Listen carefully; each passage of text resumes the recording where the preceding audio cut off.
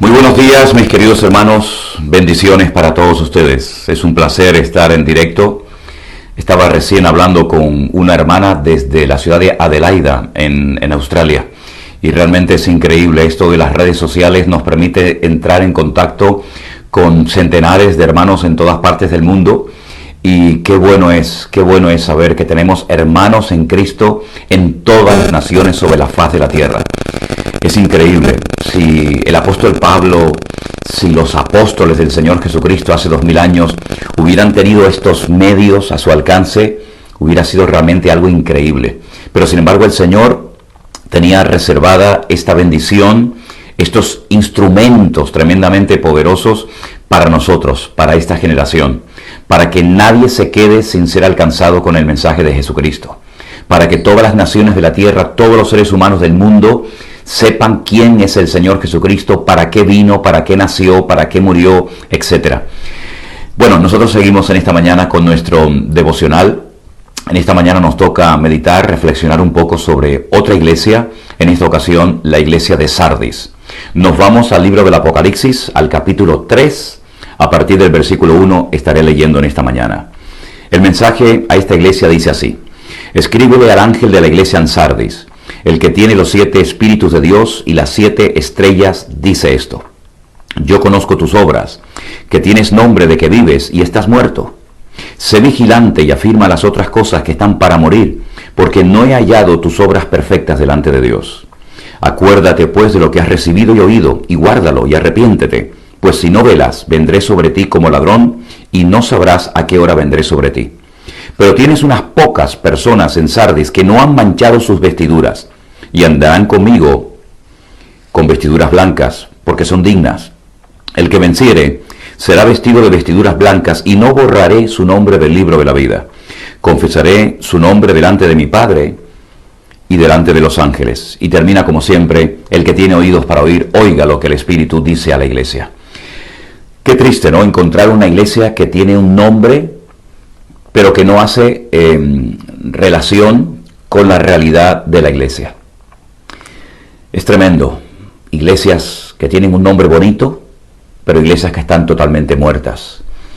Y no es algo nuevo. Vemos que ya en el primer siglo existía en la ciudad de Sardis una iglesia a la cual el Señor le habla, le exhorta y le dice: tengan cuidado porque todavía hay algunas cosas que pueden perderse, que pueden morir si no se arrepienten y cambian de rumbo. Si cambian de dirección, todo cambiará.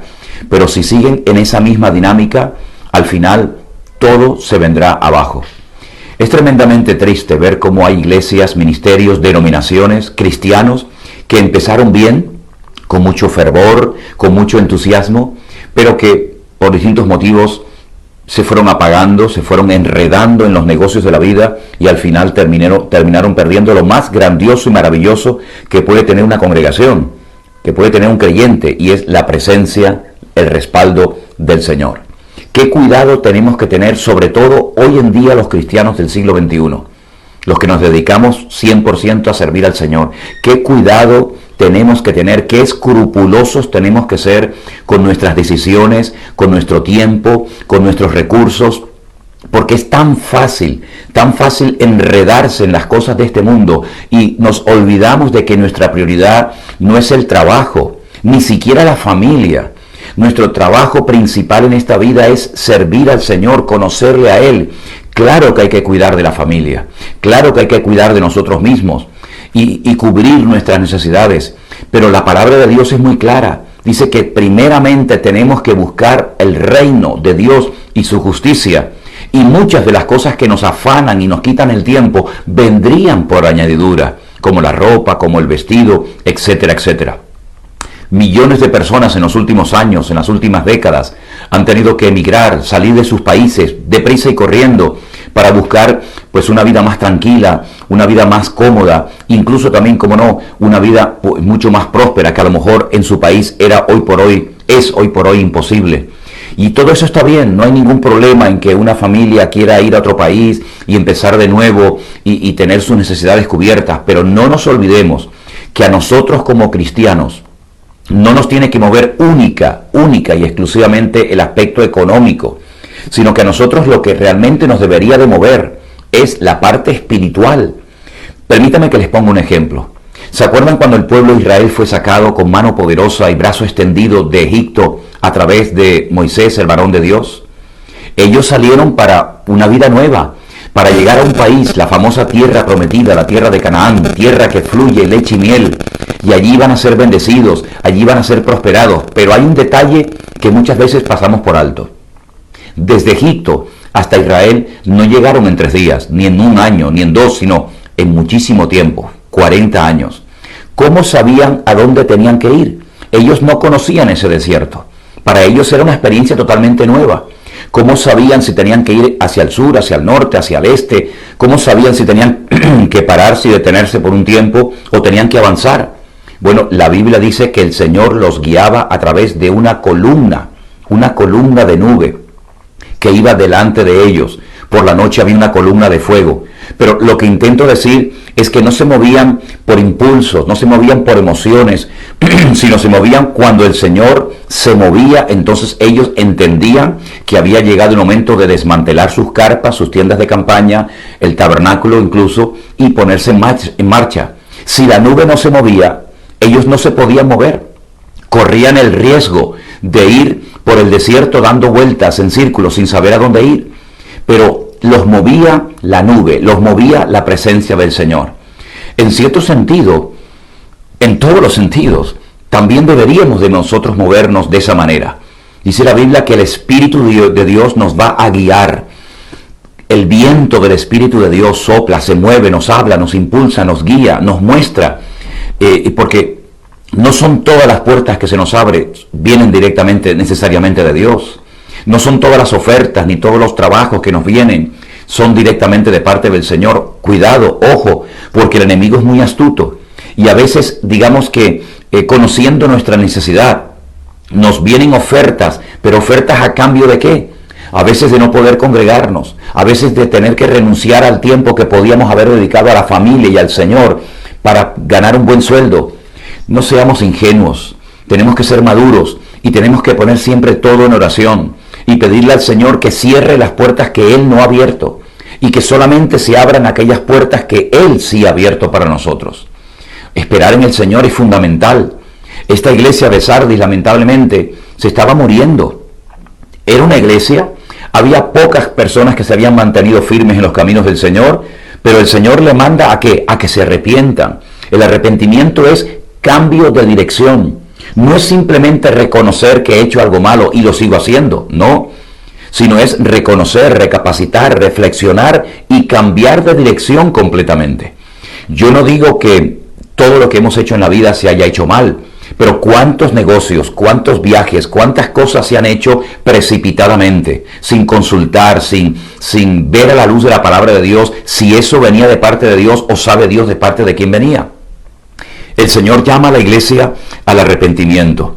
El Señor sacude a la iglesia, le da una nueva oportunidad para que corrijan el rumbo, para que se den cuenta de que se pueden hacer las cosas bien, decentemente y con orden.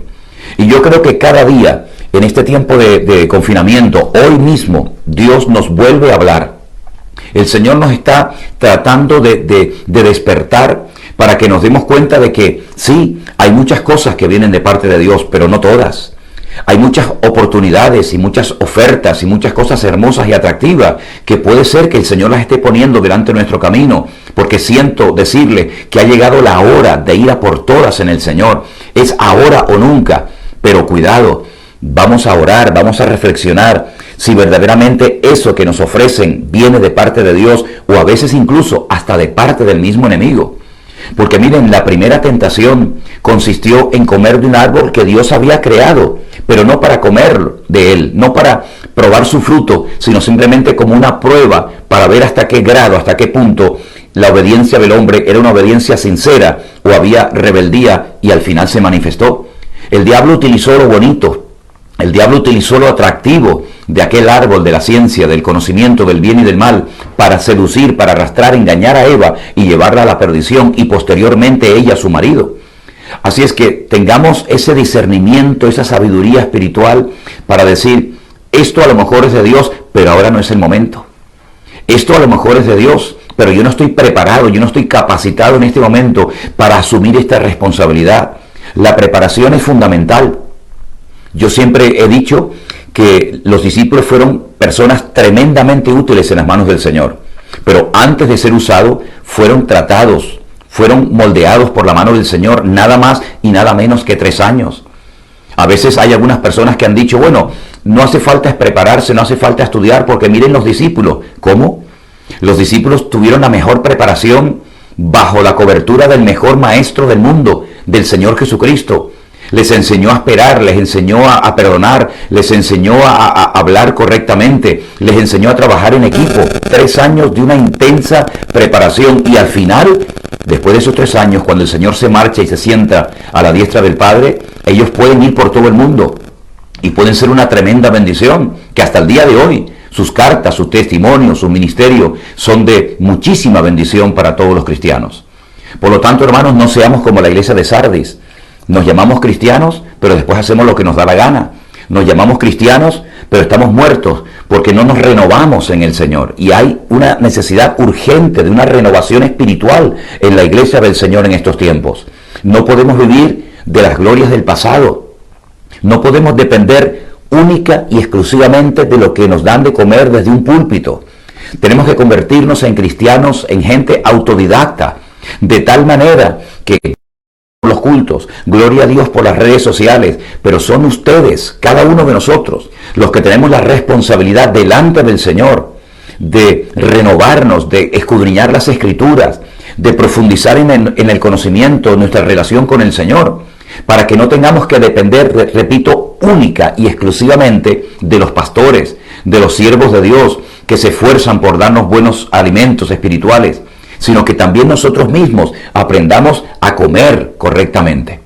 La iglesia, los cultos, las predicaciones, las enseñanzas deberían ser un refuerzo, pero uno a nivel personal debería también ya de crecer y de madurar, y no solamente decir soy cristiano, pero cualquier cosa me desanima, cualquier cosa me deprime, la tristeza, la depresión, la angustia, los nervios, enseguida se apoderan de mi vida en cuanto no salen las cosas como yo creo. Miren, hermanos, vamos a aprender a ser coherentes. Y una parte de la coherencia como cristianos, ¿saben cuál es? Leer la palabra de Dios cada día, orar al Señor cada día, renovarnos en el Señor.